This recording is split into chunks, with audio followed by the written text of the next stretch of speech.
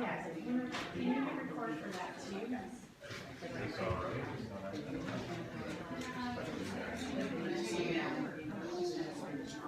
Still function as if that's all.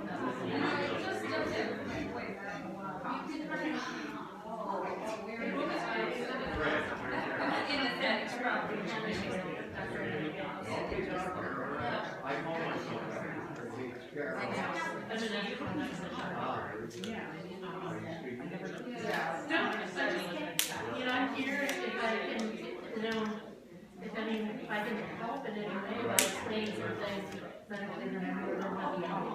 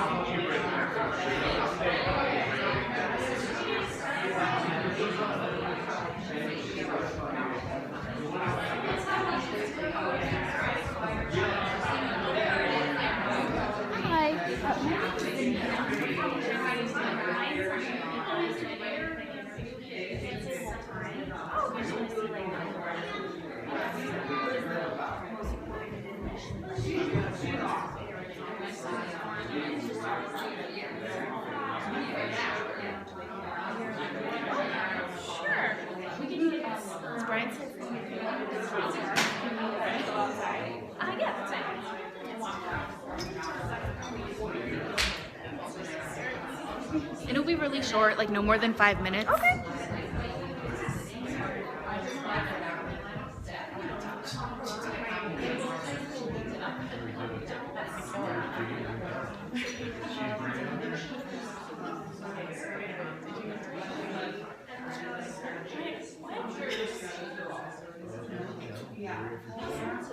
My stuff is working. There might be someone reading one or two people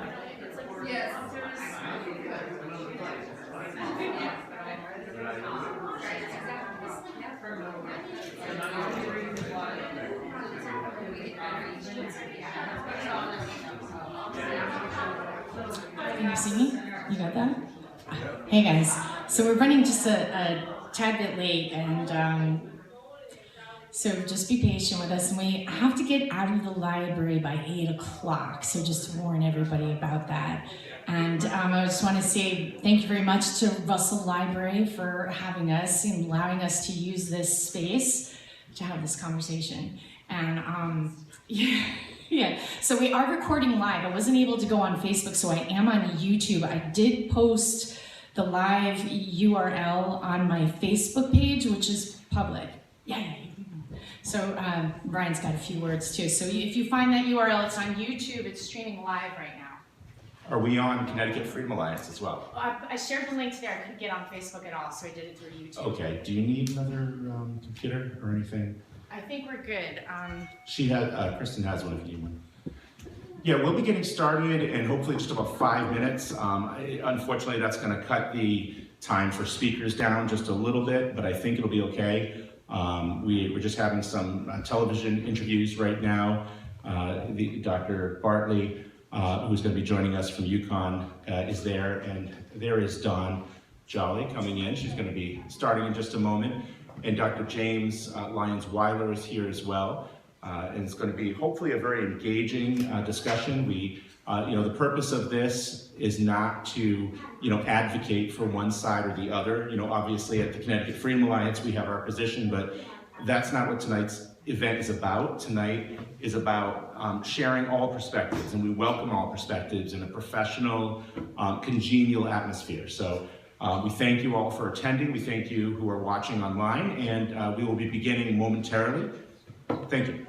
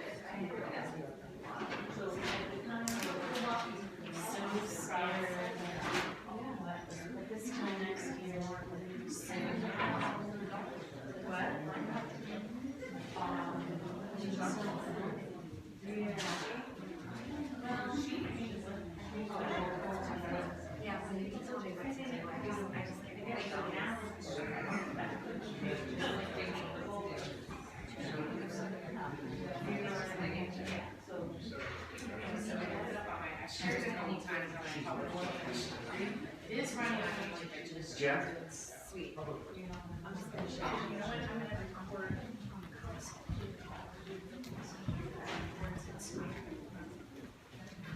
Connecticut. Connecticut Japanese. Good to see you.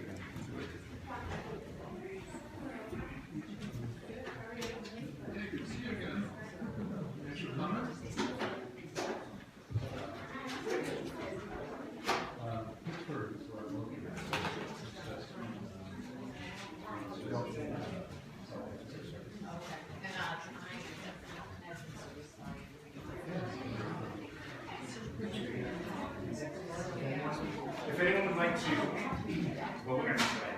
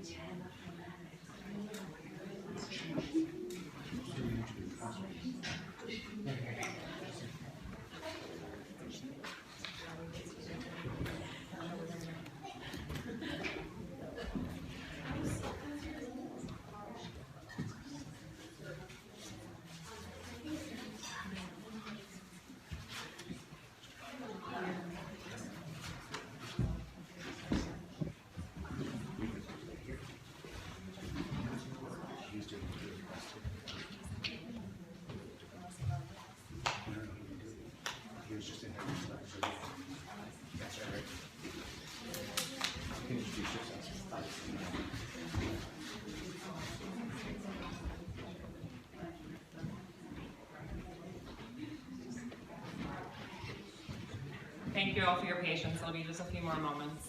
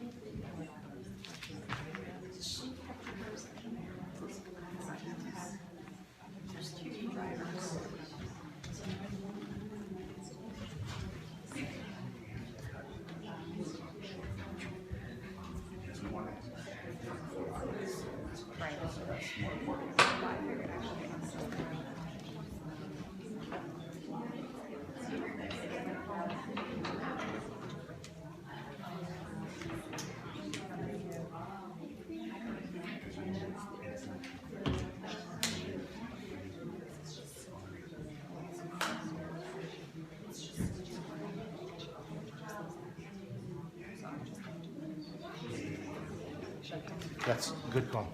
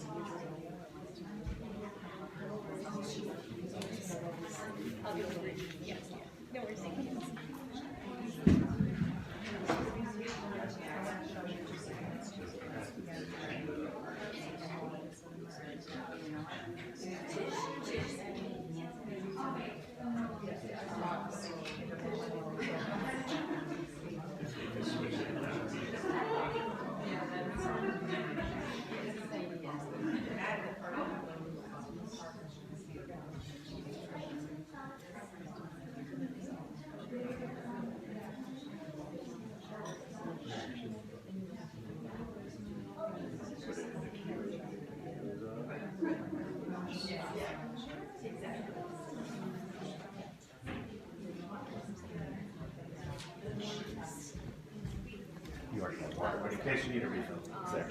Yep. appreciate it.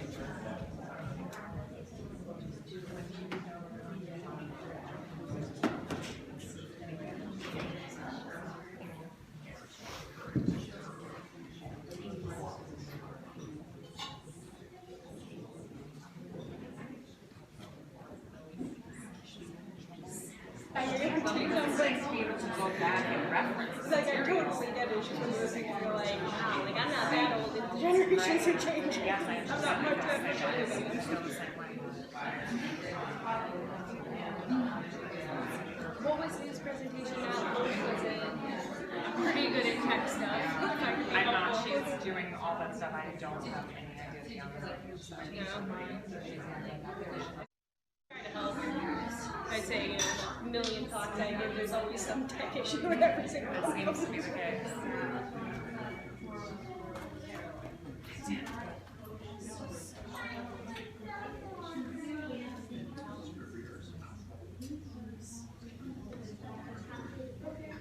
I need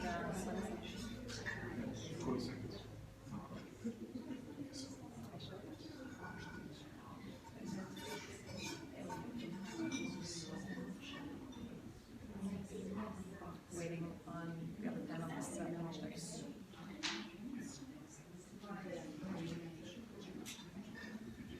Apologies, folks. The media is stealing our time. They are. I think Brian went to rescue the other panelist so that we can get going here. Pumpkins at I know. Is that Quarter of it really to get the stuff out. Yeah, we need Quarter of it's got to throw it out. Well, we can have you guys, I guess, bringing everything out as we're still just speaking if there are still audience Yeah, members. we'll just have to unplug the microphone and stop recording. I'm quite loud. So I think we'll be. It's a small enough room the boys should carry anyway, so Never I had think an it'll be issue. fine. Ross, would you actually mind going out there and just telling them, like, we really need to cut the interview short, we need to get going here, or we'll be behind schedule. So maybe you got it going. I'm gonna stay over here and you can just switch the shots.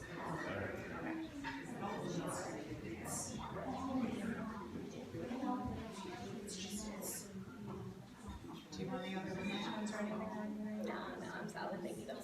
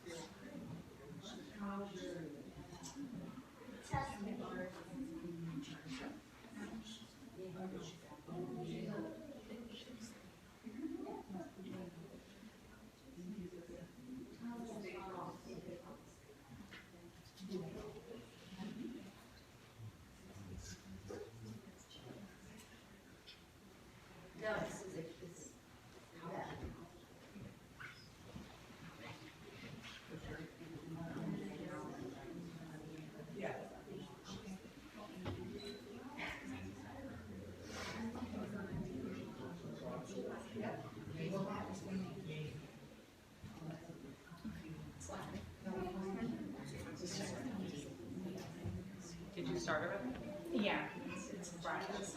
I just, because it's easier to just leave it up there and cut it after. It was not, it was just to get it live. Really? Issues with the Wi-Fi here, or? No, I did it through YouTube. I was having trouble with the Vimo. I wanted to get the Vimo sync together and I was having trouble with that to get the broadcast needed to pay. So I'm not sure I want to pay for this. Right. There are some other platforms that are free other than YouTube, though. Let's chat after, because I've heard of a couple other Yeah, ones. there's BitChute, which I want to Yes, check out. BitChute, Brighteon, Yeah. and there were a few others, So so. the only one I have, I can do my own RTPM, or RTMP, but I don't do that. That's for the future. Good evening, everyone. My apologies for the late start here, but we're finally ready to get up and going. Welcome. On behalf of the Connecticut Health Education Network, J. Cherry Presents, and the Connecticut Free Alliance, we welcome you here this evening for what should be a very informative and interactive discussion about a very compelling topic that people are hearing about today in the news everywhere you turn, vaccinations, childhood vaccinations to be more specific. So we're not here to take a stance one way or the other because people are asking questions about whether or not the religious exemption should be repealed from the state of Connecticut. People that have been following this topic in the news realize what's going on in California and what recently happened in New York. But what we are here to do is to provide a platform for those distinguished persons who are joining us here this evening to speak of the facts and dispel the myths and the misinformation surrounding this topic of vaccinations. So I'm going to, without further ado, introduce Dr. Jenna Bartley. I'm going to give the floor to her so that she could speak and present some very key facts on this topic.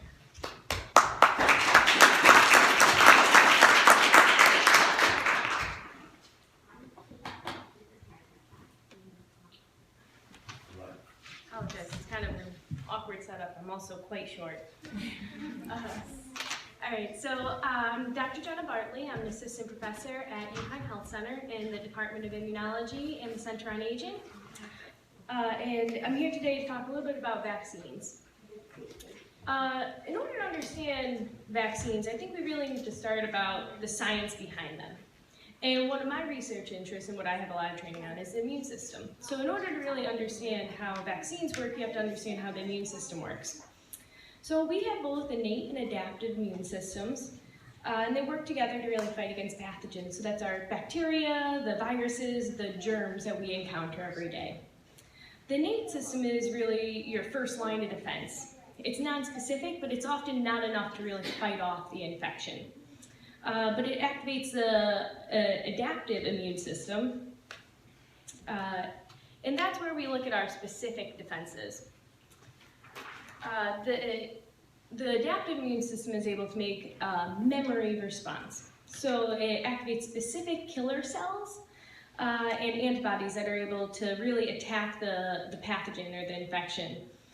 What's important about this is that after the resolution of the infection, we retain these memory cells. And that's how, when we encounter the same pathogen again, we have this very quick, robust memory response.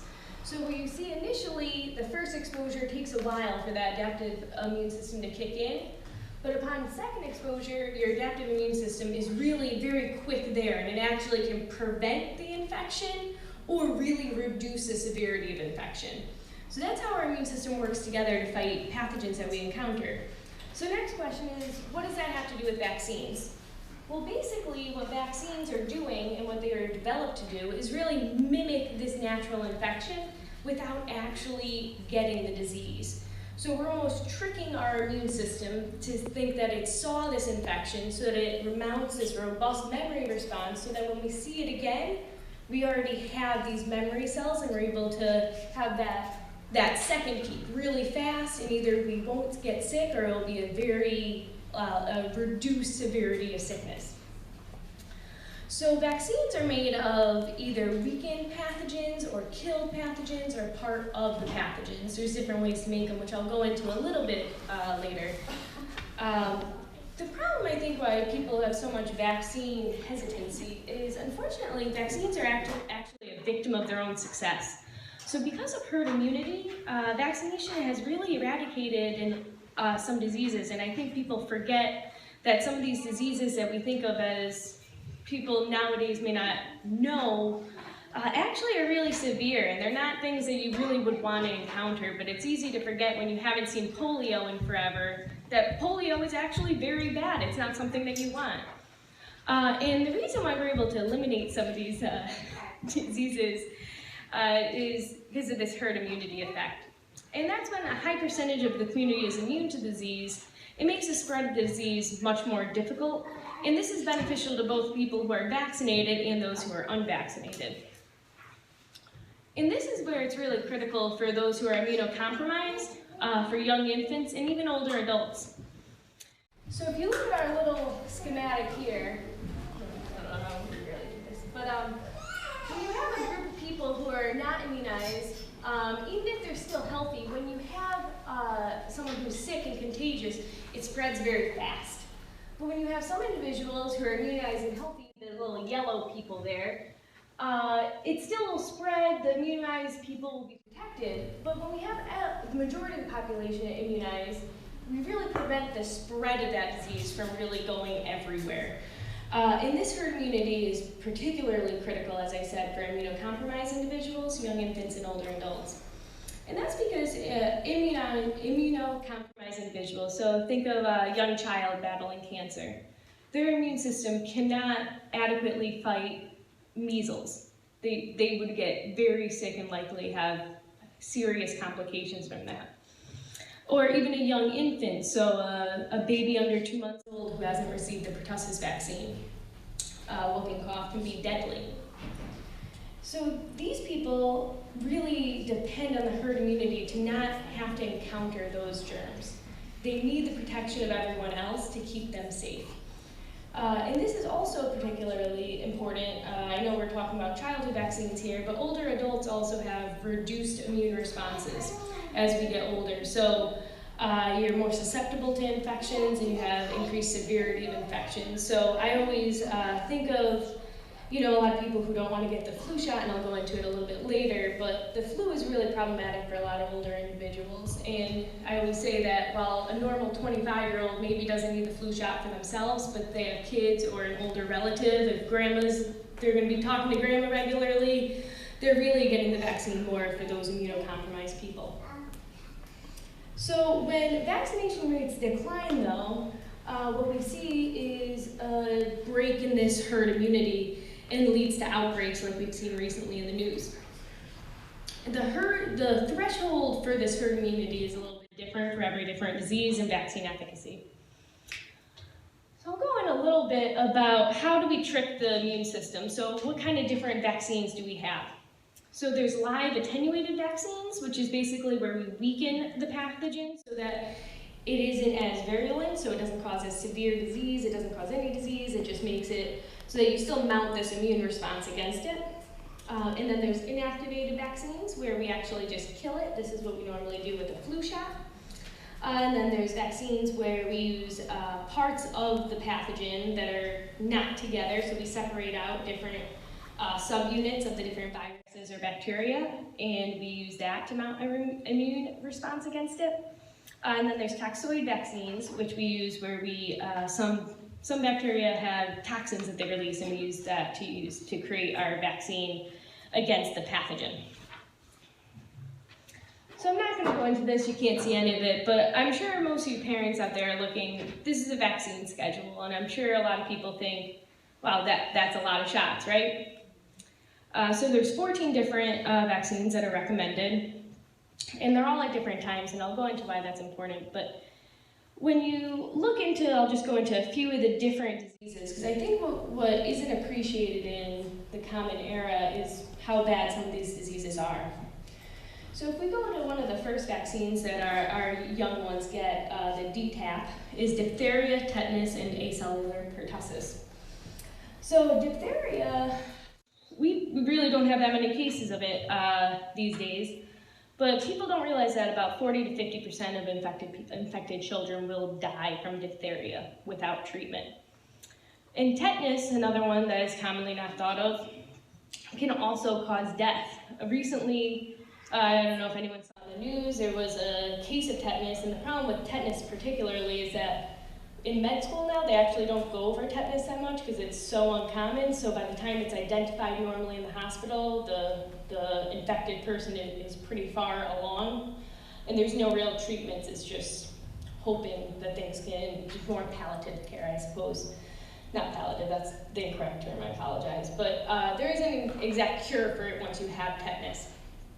And then pertussis, or whooping cough, is one that we always think about with young babies because it can cause severe respiratory distress. It can actually cause coughing so hard you break ribs, and actually can cause extreme difficulty breathing in young children.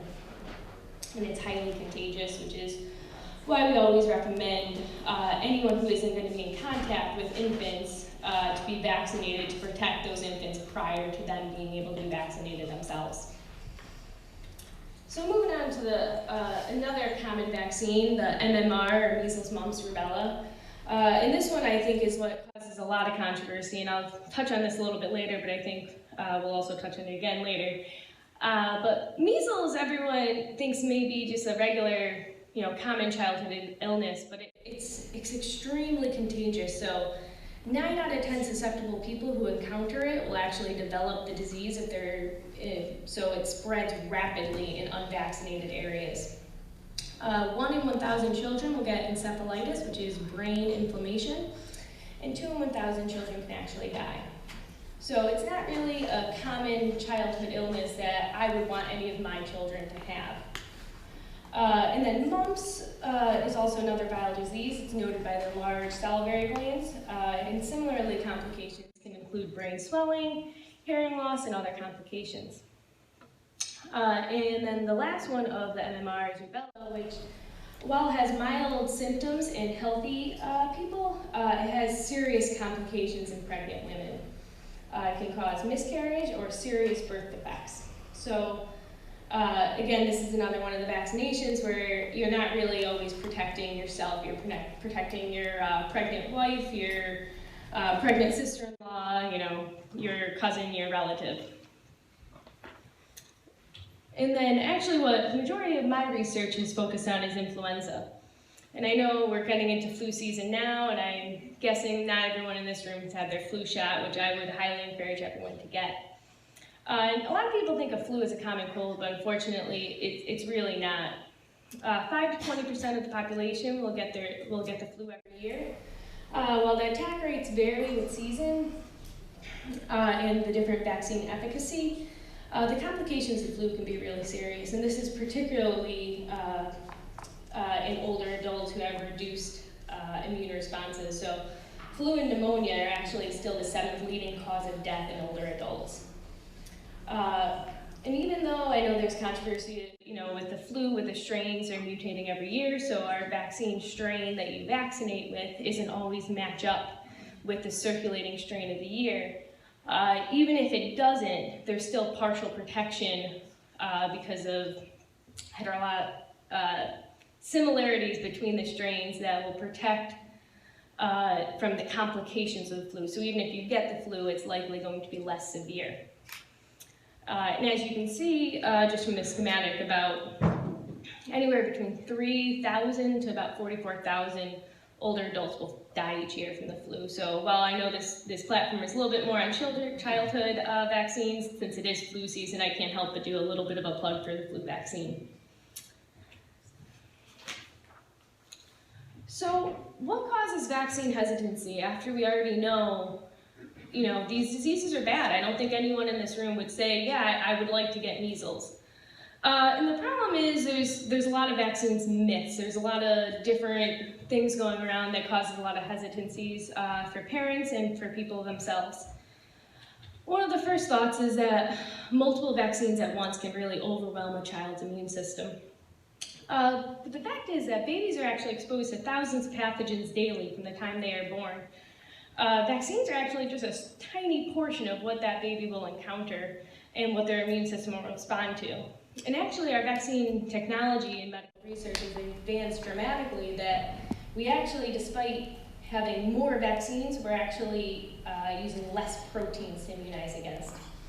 So while the thought is that maybe it's too much, in fact your baby is well poised to respond to all these vaccines. And it's to provide them protection when they need it.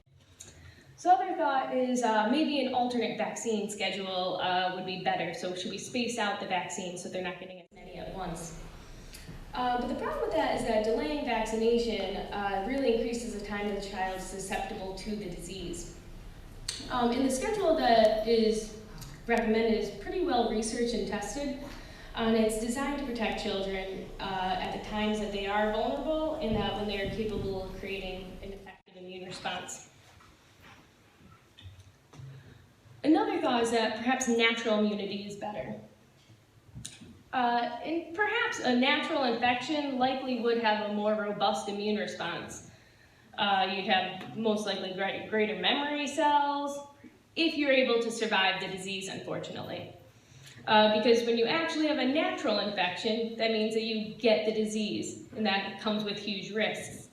So even though something like chickenpox, people think of as an everyday thing, there's still a lot of risk with that, where 1 in 1,000 children can develop pneumonia and encephalitis.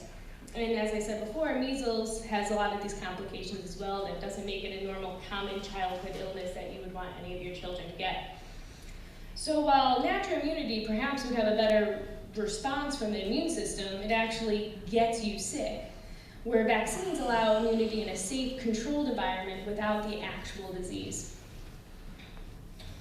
And then the final myth is that vaccines cause autism. This was originated by a since retracted and fraudulent study in 1998 that linked the MMR vaccine to autism. Basically, it was a study of about 12 children, so not a huge number to make any conclusions about by any means. And then it was actually found that the data was completely fraudulent. The person who published this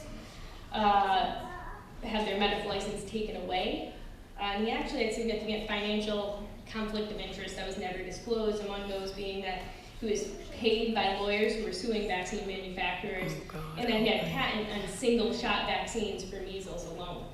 So you can see that perhaps this original study that kind of started this vaccine and autism debate wasn't at all an accurate study. The other thought that has been recently in the debate of vaccines and autism is thimerosal. So thimerosal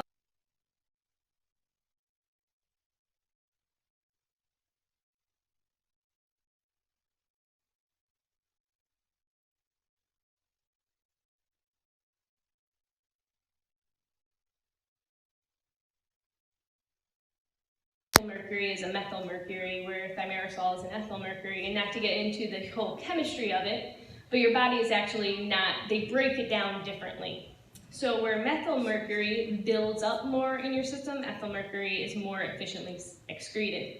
But regardless of that, actually thimerosal was removed from all childhood vaccines, and studies since then have shown no link between thimerosal and autism. The only vaccines on the market right now that have any thimerosal in it is multi-use flu vaccines.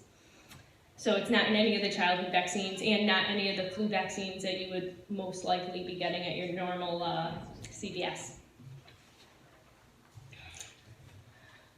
So the other link of vaccines and autism is some people have pointed to the aluminum in vaccines could be causing autism. Well, the aluminum salts are in some vaccines and it's used as an adjuvant, and that's basically a fancy word saying that it's going to stimulate your immune system to make a more robust response. But aluminum is actually ubiquitous, and it's naturally present in a lot of water, foods, and even in breast milk. So a breastfed baby will consume about 7 milligrams of aluminum in the first 6 months of life, while their vaccines will only contain 4.4 milligrams of aluminum as an adjuvant. So the tiny amount that the aluminum is in the vaccines is pretty tiny. And again, no study has actually shown that aluminum in vaccines is linked to any autism or, my apologies. I'm sorry, what? Okay. So overall, there's been many well-controlled studies that have shown no link between vaccines and autism, and meta-analyses of over millions of children have repeatedly shown no causal relationship. So basically, by vaccinating, you're not only protecting yourself and your children, but you're also protecting those people who are unable to be vaccinated, and that's the herd immunity that I talked to before. And I think this is really where I think the community really needs to understand that while some of these diseases might not seem that serious, in fact they are, and they can be very serious for immunocompromised young infants or older adults. So really, we need to make sure that we maintain this herd immunity for all these different diseases. And that's all I have prepared for today.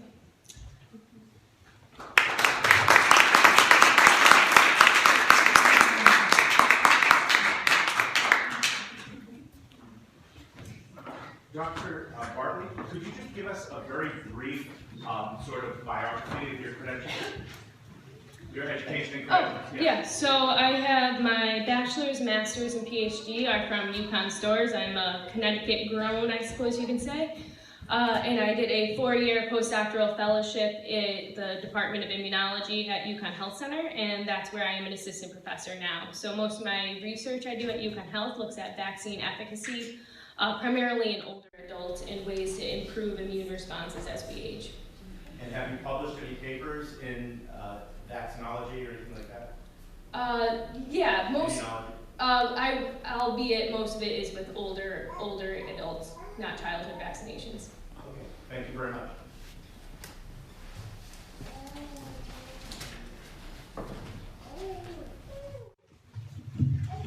Dr. Lyons-Weiler, if you could also just begin with a brief bio. Sure, absolutely. Thank you. My name is Dr. James Lyons-Weiler. I'm the CEO and Director of the Institute for Pure and Applied Knowledge. My resume is quite lengthy, so I'll try to keep it brief, but I was also at the UConn for a little while, at the EEB program. I'm an evolutionary biologist with training in genetics and population genetics, and while I was doing my postdoctoral experience at Penn State University, new technologies came about that caused me to change my career from evolutionary biology, evolutionary genetics, to medical genetics and biomedical research in a big way. So I mastered the art of, and helped create the field of bioinformatics, mastered the art of analyzing very large data sets, and I ended up as a faculty member in the Department of Pathology at the University of Pittsburgh after a couple of years at the University of Massachusetts at Lowell. I don't have a lot more to say about myself except for I have also published on vaccines to a small degree, and there are more publications coming. So do I find this On the P. presentation? I can't drive backwards. Where, Yeah, I know. where did you find it? Where did you put it? I think it's. Just need a little mirror right here. You did a very good job. Normally there's one in front of you too to make it a little bit easier. Yeah. Is it in the thumb drive still? Yeah, it's right here. Okay, so let's drive. I'll turn around actually. Sorry about that. I'm a Mac person, so the PC stumps me. Okay, so we just go to the thumb drive here. Yeah, perfect. I was looking for that. Where's, okay, here's Hubbard, and There. there, There you are. and there, I'll put it on the desktop.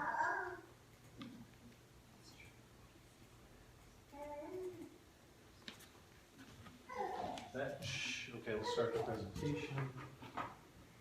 Show from the beginning. Ah, perfect. So, if anyone asked me to give a presentation 10 years ago, I would have given that presentation, that exact presentation, to try to convince my sister and everybody else in the world that they should do the right thing. And my children are fully vaccinated. I have 2 grown adults, they're 20 and 18, they're completely vaccinated according to the CDC current schedule. So that I may appear to be a little bit confusing. The things that I say are going to be counter to what the esteemed assistant professor said today. That's your position, right? But it doesn't make me anti-vax in any way. In fact, if I'm successful, we'll all be in agreement that we can do better with the technology that we have that we call vaccines now. So if anything, I'm going to call myself a middle of the roader, but it's not going to feel that way, I promise. For that, I apologize. So, see. One rationale used for vaccine exemption removal is to protect the herd immunity idea. And the immunocompromised are usually brought up as the primary reason for that. Nevertheless, with the current vaccines, so specifically the MMR, we see routinely outbreaks of mumps diagnoses in fully vaccinated populations. This is one example where a school had mumps rampant. Yes? Oh, yeah, thank you. Check 1, 2. So I'm sorry if there's any feedback. But That's right, we have a wireless. yeah, right. This isn't a whole lot better. It's actually going to be better if I do this because I don't have to refer to the slides, so thank you. Jerry, I'll take that view. You want to? We can turn that side. No, let's continue. So, with 40 cases in a school. Sure. With 40 cases in a school of fully vaccinated individuals, highly vaccinated individuals, of mumps, and this is frank mumps diagnosis, at an age where the children and individuals should have immunity from the vaccine. Another example is the USS McHenry, where there was a mumps-like infection that all of the sailors who were fully vaccinated, this ship had to be quarantined for 3 or 4 months. And the problem is that it's not just waning immunity, that, okay, they're vaccinated and over time the immunity goes away. There is a big difference between vaccine immunity and wild-type infection, and that is that the vaccine in the United States, the only adjuvant that's licensed until recently was the aluminum hydroxide, which confers what's called a T helper 2 biased response, which is a very different type of immunological response than a balanced T1. I'm checking with the professor here, and she's like, yeah, the balanced TH-T1 response, which may be, I'm not sure, but may be correlated with a long-term type of immunity. So the success story in the past of pertussis, I'm not going to get into how much was hand washing, how much was sanitation, how much was good epidemiological practice of keeping people separated because they were sick, how much of it was keeping your kid home because they had a fever in case they had, in their prodromal state of measles, that they were going to potentially develop measles. All that played a major factor in bringing down the incidence of mortality and the incidence of cases of potentially infectious diseases. But this is the graph for pertussis, and you can see back in 1940 there was a high incidence of pertussis, and it was horrible to have a pertussis infection. And then through those mechanisms, including vaccination, we had a good period of time, a good run from 1970 to about 2000. And then the pertussis cases started increasing. These are frank pertussis diagnoses, started increasing again. What's going on? The population hasn't changed. It's the same population. And what's really happening here is that individuals now, as compared to 1940s, if you're vaccinated, you can acquire an infection in your respiratory tract, and the infection is sufficiently large that you can also transmit the pertussis if you're vaccinated, but you have less symptoms. So the vaccine is reducing the severity of the disease in the vaccinated individuals. It doesn't reduce the severity of the disease in the infants who can die from it. They can close their throat and they can die. But the problem is, it does not stop transmission. Pediatricians and other people in medical hospitals who handle OBGYNs, who handle birth and who handle your baby, they are vaccinated against pertussis every 10 years if they follow recommendations. And so they are a potential reservoir of pertussis, counter to our hopes and dreams of a good pertussis vaccination. The response of this admitted vaccine failure, and that's what it's called by Dr. Cherry, was to suggest that we should start vaccinating women during pregnancy with Tdap. And during pregnant women with Tdap, there wasn't a lot of science that was done on pregnant women with Tdap vaccination when the program was started, and there wasn't a lot of science done on pregnant women when the influenza vaccine was started. And the problem is that I'm an expert in study design. I worked at the University of Pittsburgh to design research studies so that we could do genetics and genomics and proteomics in many different clinical areas, basic research, human subject studies, and so on. The problem is that the studies that were conducted, the initial studies, collected fetal mortality data of vaccination during pregnancy, But when it came to presenting it to the public, that data was held back. And that data showed a significant increase in fetal deaths in vaccination during pregnancy. 4,270% increase, actually. The second study that was done of vaccination during pregnancy, the data were collected but not reported in the publication. And in the third study, the data were said to not even be collected because the previous study hadn't done that. And what I want to say is, for me, that is kind of shifting the problem. It's not addressing the problem. If you have a failed vaccine and you're willing to admit that it's a failed vaccine, you should update the vaccine somehow.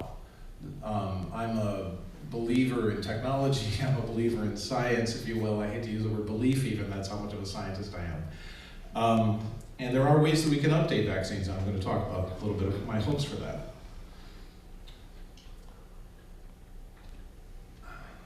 Let's see.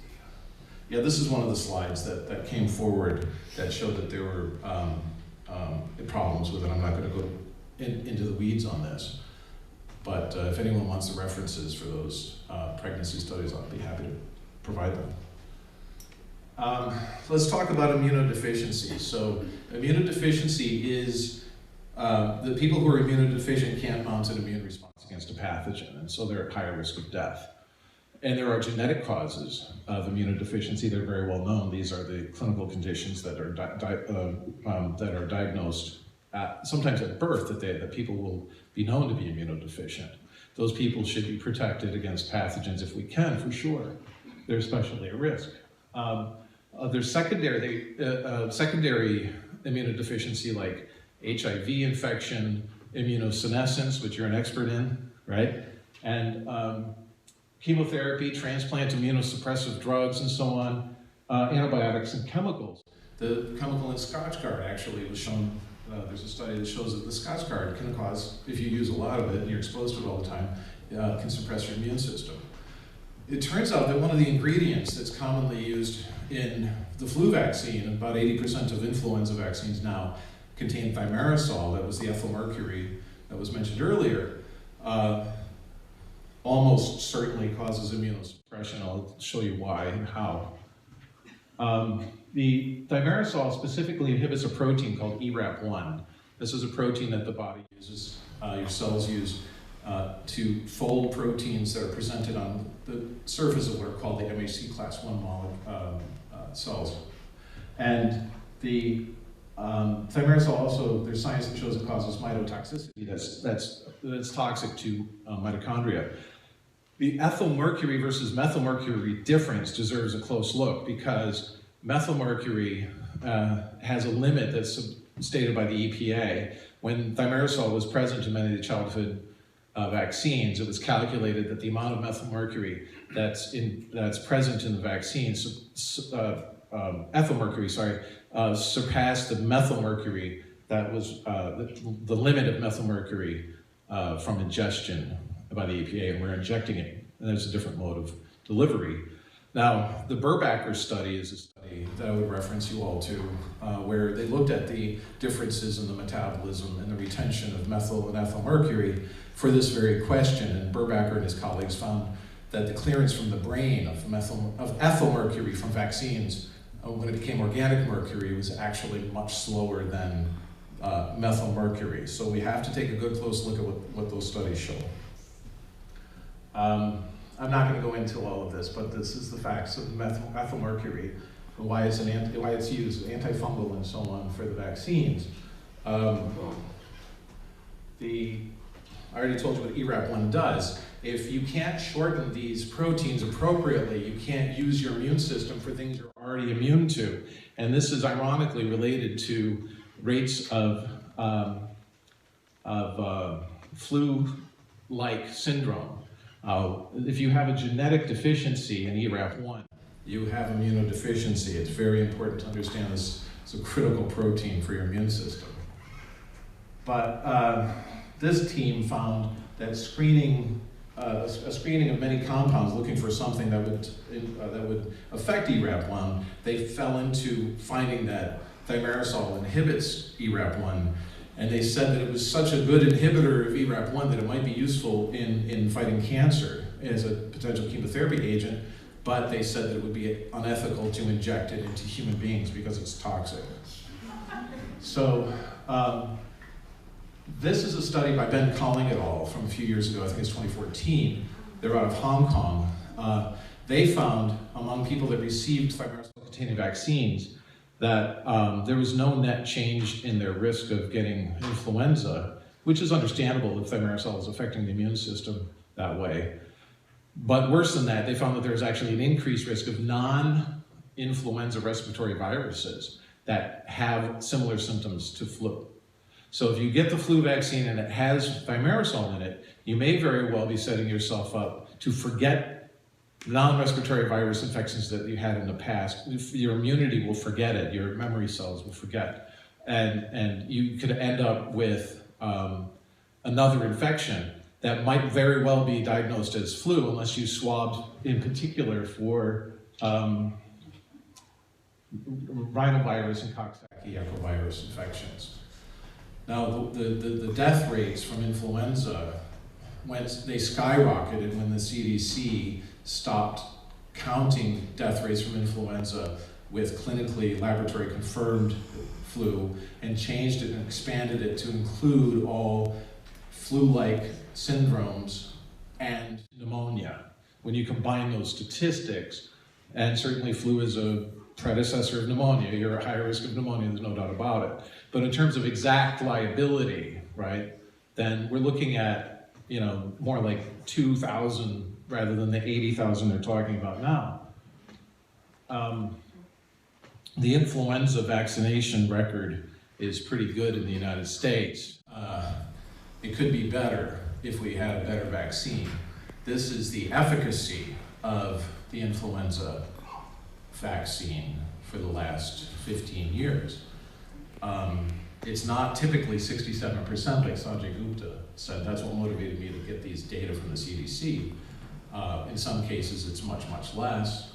And the American Committee on Immunization Practices looked at the studies that showed that a particular type of influenza, I think it was a nasal spray, had 0% efficacy, and last year they voted to recommend it regardless of 0% efficacy. I don't know what they're doing. That upsets me because I know we can do better, okay? So we know in pertussis that if you can get an infection in your tract, in your lungs and in your nasopharyngeal tract, you could actually pass it on. That's what the baboon study showed. And it's also true for mumps. It's also true for other vaccine-targeted pathogens. So there's an ironic twist, right? If you look at the life cycle of a vaccine, the first year, 5 years, 10 years, there's a really good match between the vaccine type and the wild type. But then molecular evolution takes over. Week after week, there's more mutations that accrue. The virus that's isolated in the lab and grown up in the lab, unless it's renewed every year, doesn't match, no longer matches that. And if there's a mismatch between the vaccine-targeted type and the wild type, you get a weakened immune reaction to it, and also you can suffer from something called original antigenic sin, where your immune system in 1 year, because you're vaccinated earlier, and then you go get the booster, if there's been significant changes in the epitopes, you can no longer be as responsive to this. And the third dose of measles is known to really have a short-term duration of that tail that she was talking about earlier. So how are we protecting the immunocompromised in highly vaccinated populations if those individuals can carry the pathogens into the school? The hope is that the viremia or the bacteremia is so low and that it's not as bad that the transmission is not going to be present. But if you're in a school with, 400, 500 kids or something like that, and 95% are better vaccinated, and there's a transmission chain, we're not going to know about it if everyone's vaccinated. You're only going to know about it if there's an unvaccinated kid around that will actually show the symptoms. And I got into a little bit of trouble when I came to talk about these issues when I came here last time with the committee, because I apparently offended, and I did not intend to offend the chairperson, because he thought it was a bad idea to to use another person's child to benefit the health of another child, something like that. And it was ironic because that's what we do with vaccines, with herd immunity. The exclusion of the unvaccinated children prevents the detection of transmission chain, and nobody's forcing them to not be vaccinated, right? I would agree with him if you said, you know what, there's a random lottery at the school, and 5% of you are not going to be vaccinated so we can detect the transmission chain. But if the parent has religious objections, they may be providing a good public service incidentally by picking up a transmission of pertussis or measles or mumps and like that, so the immunocompromised families could be notified that there's a problem. Okay. So how much time do I have left? Well, I'm done? Maybe 5? Okay. I want to be fair. So the risks of measles are, yes, blindness can occur, death can occur, absolutely. But the rate the rate in the United States is very, very small. The rate before the vaccine came on the market was 450 to 500 deaths in 8 million cases per year out of a population of 180 million people. That's a very, very, very tiny number of the rate of mortality. But there are case studies showing, although deafness can occur from measles, there are case studies that show that deafness can occur from the MMR as well. And so my contention is, I'm running out of time to do this, but since the CDC relies on a passive vaccine adverse event tracking system that only captures maybe 1% of real adverse events that happen from vaccines, we don't know the cost to in terms of morbidity from vaccines to the population, right? So we can't do the cost-benefit analysis of vaccines. So in those circumstances, the only thing that I could possibly do is say, let's make vaccines safer by 3 ways. Number 1, remove the unsafe epitopes. These are parts of the protein that the virus or the bacteria have that match human proteins. It's called molecular mimicry that can cause autoimmunity, as is the case with the flu vaccine in Europe that caused narcolepsy.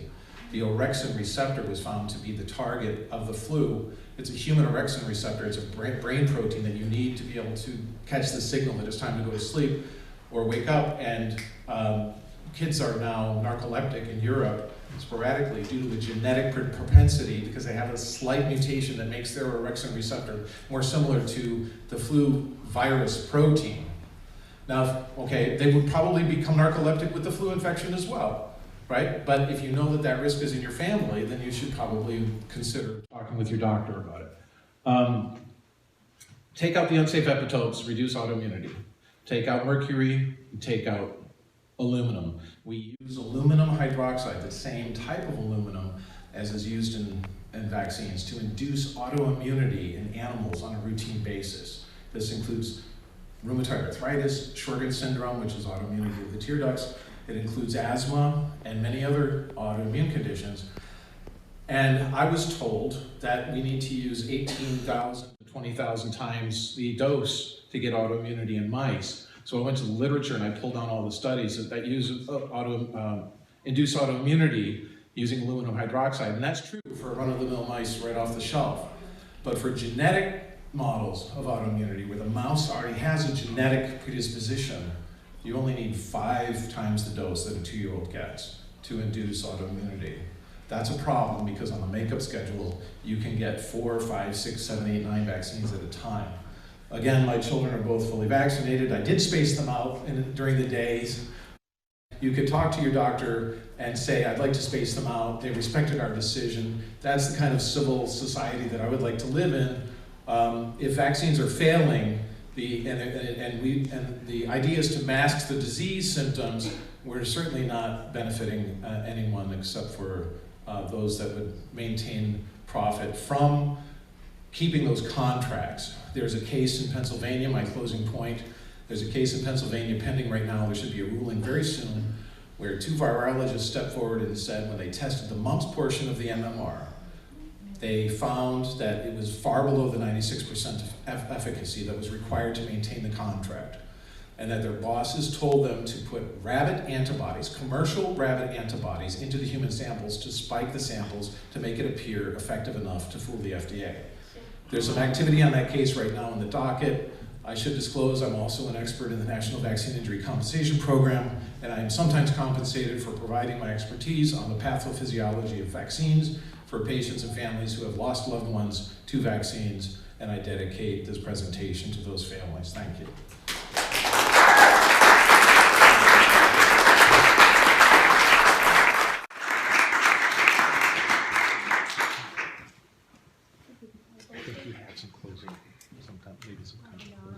So we are going to be taking a few questions in just a moment. Does anybody else?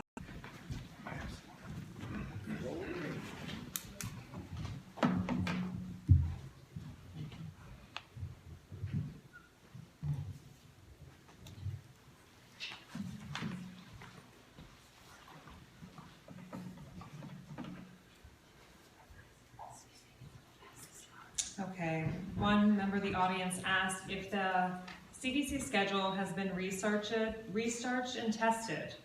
Where can I find the studies and clinical trials where the experimental group has received more than 5 vaccines at a time versus a control group? Can you specify what a control group is, though? So a control group is a group that has something else. And so unfortunately, the way that the vaccine schedule was built was there's a vaccine schedule and they're going to do N vaccines versus N+1. The test of N+1 is the new vaccine that's added to the schedule compared to the N vaccines. So if I wanted to test a drug, I would test a drug of the new drug versus an old drug.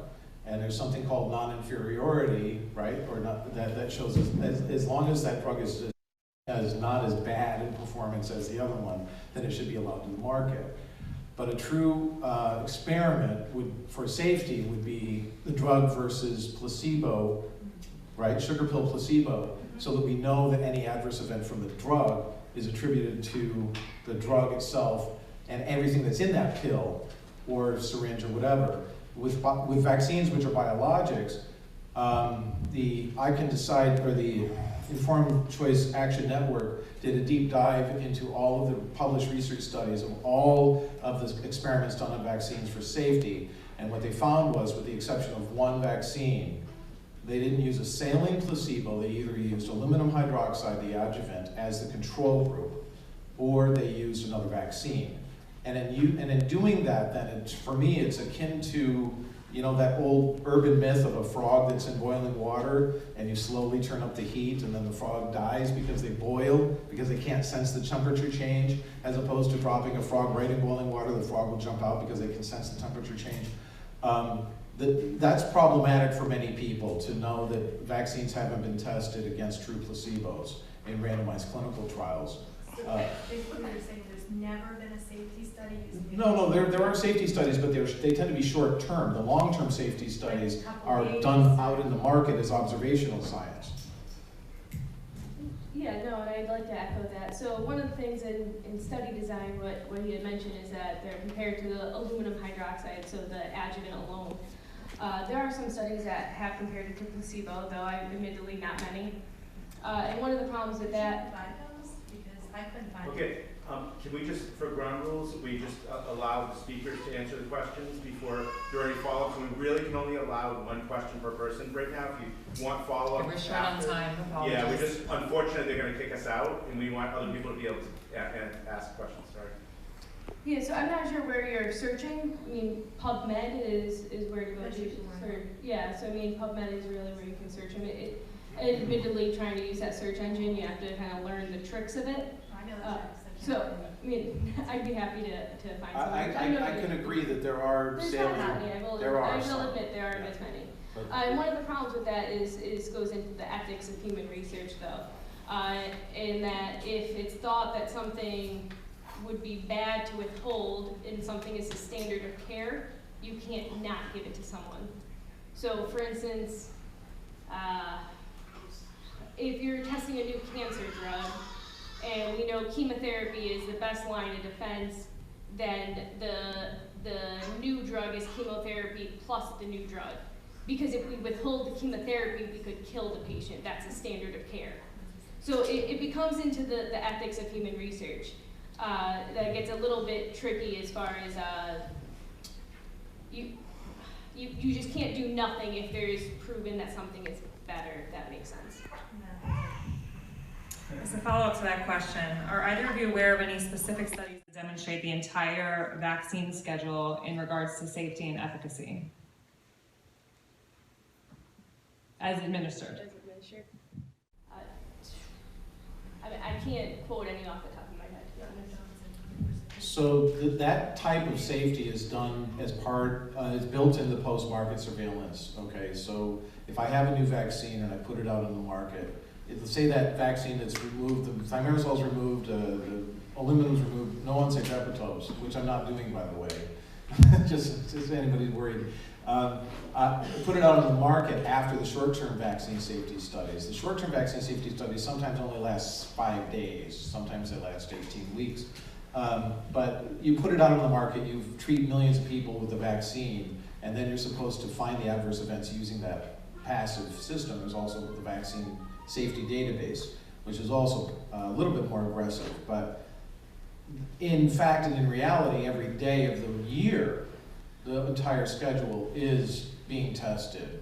But the problem is it's not being tested well. The retrospective studies, as opposed to the randomized prospective clinical trial, where you randomize patients to both groups, one being a placebo and so on, looks backwards in time and looks at correlations, or it looks at associations, and associations fall far short of testing causality.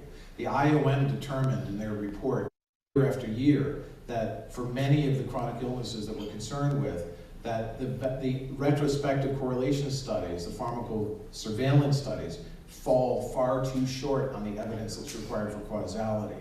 And they did that for autism, they did that for autism in the second year, and then in the third time they got together, they found flaws with 17 out of 22 of those kinds of studies, and they left 5 of them. I have since objectively analyzed, I'm sorry for taking so much time, all of the 46 studies sent to the President of the United States with an objective evaluation system on how close are they to the gold standard. The highest score a study can get is plus 12.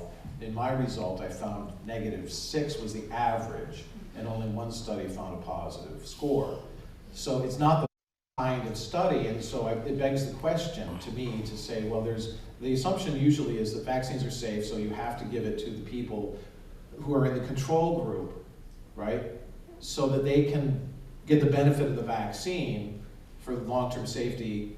For the randomized, if you did a randomized trial, you'd have to use another vaccine or something. The question is, sometimes it doesn't make any sense. Sometimes they use a flu vaccine versus, say another type of vaccine that targets another disease because it contains a similar adjuvant. The inference that we really want is the one that you're asking about, the entire vaccine schedule versus unvaccinated. And Dr. Paul Thomas has a schedule in which he has unvaccinated children because he respects their right to informed consent, and we're doing that study. We're going to analyze the health outcomes, total health outcomes, but we're not just going to do associations. We're going to see if we can predict which children might be at most risk of serious adverse events, which doesn't deal with causality either, but at least we'll be able to predict. So we're getting there. Thank you. Besides children with cancer, who would you not recommend to receive the flu vaccine? I would be with you, please, since this is your area of expertise. So the flu vaccine is only not recommended in people who have any allergies to components of the vaccine. So the vaccine is made, well, there's a few different ways to make it, but it's just a few people who have allergies to the vaccine, infants under 6 months, other immunocompromised people. So as we've seen, the flu vaccine doesn't have great efficacy, and that's due to those strains mutating. One thing I would like to make sure that is noted, that even when it doesn't have great efficacy for neutralizing the infection, it still provides some form of protection from the complications of the flu. So aside from those who have allergies to components of the flu vaccine in infants under 6 months, and those who are immunocompromised, such as people with cancer, HIV, and other things of that nature, the flu vaccine is recommended for everyone. So that's the CDC's position, very well stated. If you're asking about a thimerosal-containing flu vaccine, that's 80% of what you're asking about. I would say ask for myself, if I wanted the flu vaccine, ask for the non-influenza vaccine, or non-thimerosal containing vaccine if you want it. But then if the person says, I object to vaccines because of religious reasons, I would say I wouldn't recommend that you do that, you'd be violating religion. And then if the person says, if I don't want the vaccine because of philosophical reasons, I just have studied it and I don't feel comfortable and I assess the risk myself, I would be forced under the Code of Federal Regulations to abide by your choice. These long-term vaccine safety studies actually represent vaccine safety studies, and no one is told that they're part of a long-term vaccine safety study for pharmacovigilance. And yet, under the Code of Federal Regulations, you are required to be provided with the right to withdraw from a clinical study for any reason that you don't want to be part of it, or to not even enter the clinical study. So there are other rules that we have to follow. The CDC recommendations are just part of what the society has to deal with. We also have to deal with the regulations that exist on clinical studies. We are not all subject to the CDC by any means. And that's why you guys have the state, it's decided at the state law. What fits the morality and the sensibility of the state with respect to vaccination exemptions? May I just have a follow-up to that? We're just tight for time. We are really tight for time. If we can jump in at the end, if we have any more time, that would be much appreciated. Dr. James Lyon-Weiler, you had mentioned removing aluminum vaccines and appear that this is a goal as the senior flu shot does not contain aluminum. Is that correct? So aluminum or thimerosal? This question states aluminum. I'm not sure who wrote this question, but. So the flu vaccine, the multi-dose flu vaccine, my apologies, the multi-dose flu vaccine is the only one that contains thimerosal. Single-dose flu vaccine does not contain thimerosal because it doesn't have the preservative in it. The high-dose flu vaccine, which is recommended for those over 65, is generally sold as a single dose. So does that contain aluminum though? Yeah, the question was aluminum. Right, the question was aluminum. I'm just trying to, honor what the audience member had requested. So I'm not aware of any program to remove aluminum from all vaccines, but I can tell you that the FDA is testing other adjuvants using what are called dose escalation studies, where they increase the adjuvant in mice until they see a bad effect from that adjuvant, so they can know what the per body weight dose might be that's safe in humans. That science wasn't done on aluminum. I have a whole publication, peer-reviewed publication, and another one that's hopefully coming out soon, on how the FDA determined that 850 micrograms of a dose of aluminum is safe for humans. It really doesn't scale down to 250 micrograms that we see in hepatitis B. It scales down to, under a rule for toxicology, about 14.5 or lower. And if you have renal dysfunction, the FDA, it's the only limit the FDA has. If you have renal dysfunction, it's 4 to 5 micrograms per kilogram per day. The problem is that infants only have a glomerular filtration rate of about 20% of that per body weight of adults. On the first day of life, they get 250 micrograms of aluminum. And with Dr. Paul's data, we're finding that kids, and in our safe levels of aluminum, we're finding that kids on the CDC schedule spend 70% of their day in their first 7 months of life in what I would call aluminum toxicity. Okay, and Dr. Paul's schedule, because he chooses non-aluminum containing vaccines and he skips some other vaccines, it's 5%.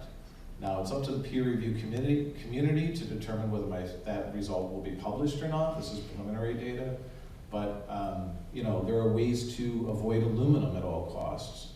And I certainly hope, I would say, that they're trying to get aluminum adjuvants out of the vaccine schedule.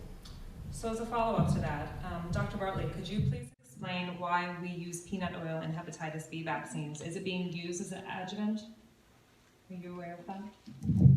I'm unaware of peanut oil being used in vaccine formulation. So it was used used at one time as an emulsifier. I'm not sure that's the cause of food allergies. I think the food allergy that's there's a mouse model that uses aluminum hydroxide, ovalbumin, and peanuts to cause autoimmunity, right? So, and again, it's a genetic model that has a genetic risk. So if there's a person that has a protein in their body that's similar to a peanut protein, and they get a lot of aluminum on a makeup day, then we could potentially be causing food allergies from those types of vaccines. I really think aluminum and mercury. Aluminum, by the way, I want to correct something. The aluminum, for 99.999% of evolutionary history, was caught up in bauxite. It binds so fast and so quickly and easily to silica that it may, although it's the third most abundant compound on the planet, there's no evolutionary history of exposure of bioavailable aluminum, and therefore there's no biological pathways that use it as a nutrient. There are other metals that we do use biologically. It doesn't belong in the human body, and mercury doesn't belong in the human body. Relative toxicity aside, we can do better. That's my message. I just wanted to end that question. That was mine, I think. Could it be that the reason why the kids have allergies to peanuts is if we are injecting that on the first day of life as an adjuvant, right? If your body isn't attacking the virus, it would also attack whatever comes along with that virus and then develop an allergy, and now we have explosion of peanut allergies. No, and your thought process is completely right. I'm unaware of peanut oil being in the adjuvant of things on the market right now, though. More recent research actually has shown that some of the peanut and nut allergies is actually from some of the increase in the actual, ironically, the more natural oils. So when the body encounters peanut or almond and nut oil on the skin surface, it's absorbed different than if you ingest it. And a lot of times more of the natural baby products are using these oils rather than other things, and it's causing a change in the microbiome of the skin that is hypothetically, this is more recent research, that is causing some of the increase in allergies. That's really cool to know. So these are vaccinated children with aluminum hydroxide too, though, right? So they get the oil on their skin, and they also have aluminum hydroxide So I in their think body. one of the things I'd like to note with yours is what you've been saying with these studies is that aluminum hydroxide, it's an immune stimulant, right? Yes. We can agree on that by all means. So in all these marine studies, when you're injecting aluminum hydroxide and something else, you're priming the immune system to respond to that. And if you're injecting it with something that targets myelin, you're going to cause a similar thing to MS. You know, so these studies, you're doing aluminum hydroxide and something that's causing the autoimmune disease. So like the peanut allergy, that thought process is correct. It's just peanut oil isn't in any of the vaccines that are currently. So if we find it in a vaccine, then we should definitely not give it to our children. I would not give that to my child. I agree with that one. Hepatitis B vaccine. I'm pretty certain it still is. I will double check. Yeah, I please. saw it on the Please do. ingredients list. Please do. Really? And that's the first day of life. We give that to all of our babies, day one, within 6 hours. Yeah, And but then wonder why we're getting it. So- We gotta Pulling back for a moment, so in a Yeah, perfect let's try to world, refrain from directly engaging the panelists. in a perfect world, Dr. Bartley, what would you like to see happen with vaccines? I mean, I could agree with my panelists here. I think that I would like vaccines to be safer, and I'd like them to be as safe as possible and have no side effects. I would just caution not getting vaccinated at all because of potential side effects, because the actual disease itself could kill you. So when you're weighing the cost and benefit, I would completely agree that I think we can do better. Technology from the time that these vaccines were developed has advanced tremendously. And I hope that one day we can all do genetic testing to see what we have a predisposition for, as he spoke of, but you know, I don't think that's today, unfortunately. And I think that vaccines, you know, right now, they are better than the disease, and the side effects are minimal compared to the disease that could kill someone. Thank you. And just to tag on to that question, actually, if you don't mind, for both of you, so would you feel that that's within the parental realm of responsibility to be the one that's weighing the pros and the cons of that to make an individualized decision for their family? Or do you believe it should be doctor recommendation or CDC schedule? What would your thought process be as to that? In my opinion, I think that the herd immunity is essential for those that are immunocompromised, for young babies, and for older adults. So I think as parents, we have a lot of decisions that we make, and while I would like to leave it up to parents, if that means that disease is going to run rampant, I don't know if that's safe either. So I would hope that we could make the facts about vaccines more widely available and dispel all the myths, so that everyone can understand exactly what they're getting into, but in the end, I would completely recommend the vaccine schedule as it is. So I should answer both part A and part B, right? Yes. So in the ideal world, which I hope to help create within about a year analyzing Dr. Paul's data, we can predict who's going to have the most severe reactions or develop autoimmunity or neurodevelopmental disorders using indicators like family history of autoimmunity, early indications like eczema, which we used to use in the schedule, early indications like antibiotic use, ear infections, and other indicators that don't require genetic testing that in a combined risk factor analysis with vaccination might be able to tell us, hey, we could have predicted these adverse events, and therefore, in a generalizable way, we can put up a red flag for some families. The pediatricians can become comfortable with a red flag for some families where it's not parent versus pediatrician. That needs to stop. It needs to be data-driven, evidence-based medicine where we're practicing our best practices.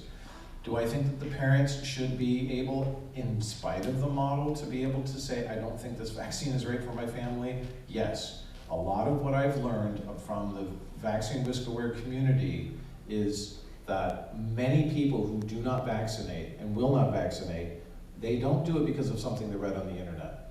They did it because they have a vaccine injury in their own families. They call themselves ex-vaxxers. Their adverse events are not being captured in the long-term vaccine safety studies by VAERS. If a child goes home with a seizure, the pediatrician says it's normal, let it burn out, which is medical malfeasance in my view, because any other individual, any other human being that starts seizing for any reason under any other condition gets emergency care. And that includes depleting glutamate from the blood with oxalic acid. If you get a stroke and your brain is going to damage itself through microglial activation, if you get a traumatic brain injury, you get emergency care to deplete the glutamate from the blood so it spills over from the brain to the blood to calm down the microglia. They might even cool your body down to try to reduce the brain inflammation that occurs. It is absolutely unethical for any pediatrician anywhere to say that a seizure after vaccines, and then to turn around to the mom or dad and say it's normal so they don't have to report to VAERS. I want to close on this comment by saying federal law requires all pediatricians everywhere to report any adverse ill health of any kind, whether they think it was due to the vaccine or not, into VAERS. They don't do it, it's not being picked up. The ESP VAERS system at Harvard Pilgrim Health found a 100-fold vaccine injury when they just analyzed the medical records. Not only can we do better, we must do better. Everything is at stake here. We have to take a good, close look at the cozy relationships between pharmaceutical companies, the CDC Foundation. There's $700 million from pharmaceutical companies that donated to the CDC. The CDC owns patents on vaccines. That should be done. We need an independent research institute that does vaccine safety science. I'm not bidding for that job through IPAC. Believe me, I don't want that job. Okay? But I do think that we need something that's non-governmental, not associated, and the model that I have for the future is anyone that's going to make a vaccine puts money into a pot. That pot of money is then through a non-governmental organization used to contract somebody who doesn't know who made the vaccine, and who makes the vaccine doesn't know who's doing the science. The science comes out through peer review. They have no effect whatsoever on the outcome of the study, and the studies come forward when we find the real adverse events. That's what I would do. Do you have a follow-up comment to what Dr. just said? Okay. How many deaths have there been from the measles in the United States in the past 2 decades? Do either of you have that data? I do. So the one that I know of was in Seattle, is in the Washington area, in Washington State. It was an immunocompromised woman who was about 54 years old, and she actually acquired it in a clinic that she was in a waiting room of a clinic, and the person next to her was vaccinated. She picked up the measles virus from the vaccinated individual. They detected it post-mortem in her body. They can't attribute the death to measles. She had an immunocompromised. They didn't know, there were no symptoms in her death that was associated with measles. They found the measles virus in her body afterwards. This was misrepresented by politicians in Washington State who said, they were coached to say, that was a child, right, that did that? That was a child, and they got it from an unvaccinated person. It is a myth that the unvaccinated are the source of all the transmissions. It is true that anyone can travel around the world and bring measles back to the United States, and we'll detect it in the unvaccinated population because they're more likely to show more symptoms. And I think that's good. And then the public health officials can pick up and do their job and do the isolation, do the contact tracing and everything else. 38% of the cases of measles that were diagnosed in the Disneyland outbreak in 2014 were shown by RT-PCR to be vaccine-type measles. That's another issue that we have. So understanding the source and the type, there should be legislation, I believe, that requires the public reporting of the genotype of the measles in each and every case. And if it's vaccine type, let's be real, let's be realists, let's report it and deal with it. The era of denialism is over. Denialism has failed way too many people who know what's going on. And in part, it's due to them doing the research that they're doing. But I want to tell this group, I have a lot of respect for this individual sitting next to me. It took a lot of her on zero, it was all faith that she's going to come out and talk, and that she's not going to be skewered and judged for her position. And I really appreciate that she came out to do this, okay? And I hope that she walks away, I hope you walk away with an understanding that not everybody has to agree with you. If somebody recommends vaccines, they're not your enemy, they're just recommending vaccines. If they're not necessarily for taking away your exemptions. So you have to parse socially out very fine what this person is saying. What she's saying is she would still recommend it. She didn't say she's going to take a gun to your head and force you to vaccinate. I didn't hear her say that. Dr. Bartley, do you believe or do you agree with Dr. James Heinzweiler that vaccines should be updated? I can agree with that completely. I think that the new technology we have medically, some of the stuff that he has alluded to with genetic testing and things of that nature, and some of the more subunit vaccines that have been tested now, they're not on the market, have shown really promising effects in making it more specific with less side effects. But I think, one of the things that brings up though is exactly what you said though, because I think that the general public who is against vaccines isn't going to believe in new vaccines either because of the thought that they're being bought out or it's big pharma testing these. So I think it becomes, I can understand the confusion and the frustration, and I do think that vaccines could be better. Some of them haven't been updated recently. And we do have many advances in technology to make them better. I think the genetic testing to see who has a predisposition is much more than 1 year away, unfortunately.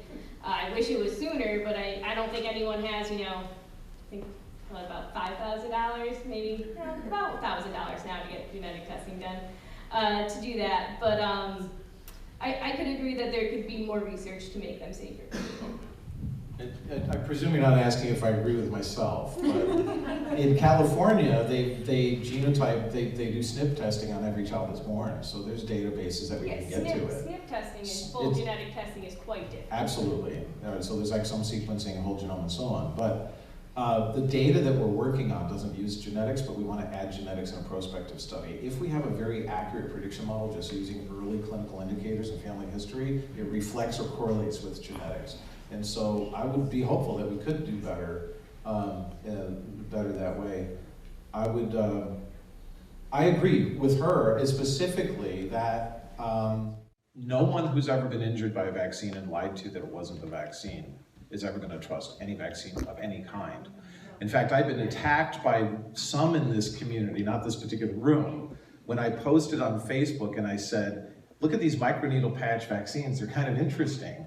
And I was skewered alive. Luckily, I have kind of a thick skin and I'm okay, but I'm not advocating for anything other than science. At the end of the day, if we do good science and we stop the denialism and we capture every vaccine adverse event as if you're in a clinical trial with chemotherapy and you want to know, will this stand the test of time? And if you have a pharmaceutical product that you're liable for, then you're going to do everything that you can do to find adverse events if you're interested in your bottom line. So you don't get sued, you don't do naproxen, you don't do statins, you don't make that mistake, and you follow up and you identify every vaccine adverse event. We have so many sophisticated computer algorithms that can mine medical records, that can find these associations. And I don't think CDC should be in charge of vaccine safety science at all. I don't trust them. I will never trust them, given their disposition. Two further things. One, would either or both of you be willing to share your presentations and some of the resources and citations? Yeah. If that could be spread out to the general public, I think that would be appreciated. And I would like to ask you each to close with particular comments. Okay, sure. I talk a lot. I would like each of you to consider that the deaths that the doctor sitting next to me from pathogens, from vaccine preventable diseases, are true deaths. We don't know how many there are compared to deaths from vaccines. Most of the people that I interact with on this topic have suffered terribly. On the other side of the equation, there are families who have suffered terribly. So please understand that there are families who feel just as strong. And here's the crux of the puzzle. I have a hypothesis that the genetic predisposition to serious adverse events from vaccines may also predispose those same families to the most serious morbidity and mortality from infection. That's problematic, because your descendants, red pill, right? Did I just red pill you? What if I told you? Your descendants may be angry with you if you succeed in banning all vaccines, because they may be suffering morbidity and mortality of the same type that you are, because it's the same proteins, right? There's nothing wrong with getting an infection if that's what you want and you can handle it medically. There's nothing wrong with getting a vaccine if you know the risks and you can handle the problems medically. What's wrong is denying that those things happen with vaccines. That's really the cause of vaccine hesitancy.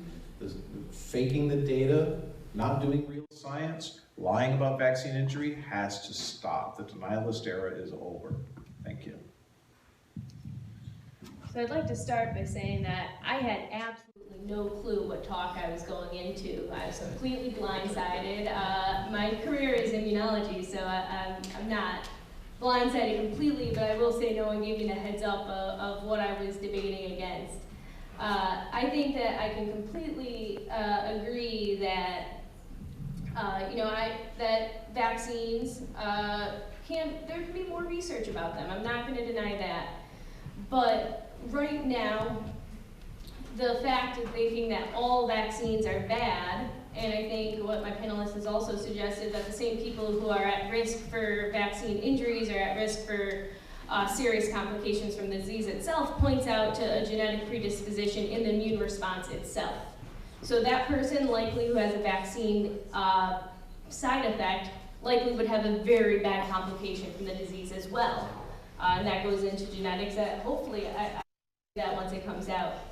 But I think really what I think we need to think about when we think about vaccines is that while there is healthy to be skeptical of some things, I think that a lot of the propaganda of vaccines and autism and a lot of the things that are being broadly publicized, just they don't have the research to support that. So I would disagree with some of those notions, and I think that more studies could be done, but at the time being, the vaccines have been researched to a good extent. They are well tested. Do I think they could be better so that we have more robust immune responses and more protection? Of course. You talk about the mumps outbreak. Mumps vaccine is only about 78% efficacy. So I could see how, not everyone who's vaccinated is completely protected. And that goes back to just general immune responses. What I'd like to leave for the parents and everyone here is just that I don't think the answer is to just not do any vaccines. I think that there's a lot of good research out there that shows that some vaccines, most vaccines, are very beneficial and that the diseases themselves can kill or cause serious complications. So you have to weigh the cost and benefits of the potential disease that could kill you or a vaccine. And I would urge them, for the sake of my child who is, under 4 months old and can't have all the vaccines, to think about the greater good in some instances. I'd like to thank you both for your time and your expertise speaking on this very important topic. I would like for everyone here in the audience to also be aware that neither panelist was aware of the other panelist's point of view, credentials, or anything else. So I apologize if you feel blindsided. I apologize if you feel blindsided. We did it that way so that there wouldn't be a bias and that this could be a well-rounded, balanced discussion. I hope that the audience feels that that is what occurred. And I thank you all for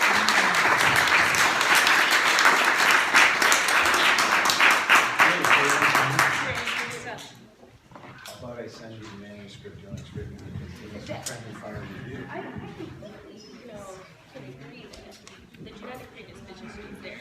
If you could find it in a year, I'd be pleasant.